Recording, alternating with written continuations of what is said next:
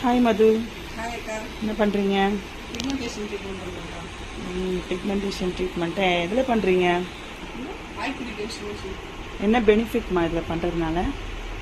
இது பெனிஃபிட்னா skin tone வந்து even ஆக்கும், பிரைட்னஸ் கொடுக்கும், டெட் செல்ஸ் எல்லாம் ரிமூவ் பண்ணிடும். ஓகே. இது மந்த்லி ஒன்ஸ் பண்ணாலே நல்ல ரிசல்ட்ஸ் கொடுக்கும். இந்த பிக்மெண்டேஷன்னா என்னம்மா? பிக்மெண்டேஷன்னா இப்போ நம்ம உடம்புல வந்து மெலனின் வந்து அதிகமாக உற்பத்தி ஆகும்போது மெலோசைட் உருவாகும். அப்போ மெலோசைட், அந்த மெலோசைட் தான் பிக்மெண்டேஷன். இது யாருக்கெல்லாம் வருமா இந்த பாதிப்பு? வெயில் அதிகமா டிராவல் பண்றவங்களுக்கு வரும்க்கா. அதுக்கப்புறம் வெயில்ல வேலை செய்யறவங்களுக்கு அதிகமா வரும்.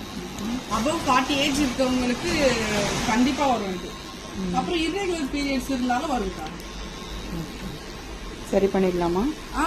இது இந்த ஃப்ரீக்வன்சி மிஷின்லயே நீங்க மந்த்லி ஒன்ஸ் பண்ணாலே ஒரு நார்மல், அதிகமா இருக்கவங்களுக்கு 9 to 10 சிட்டிங்ஸ், கம்மியா இருக்கவங்களுக்கு ஒரு 2 to 3 சிட்டிங்ஸ்லயே அது கியூர் பண்ணிடலாம்க்கா. ஓகே.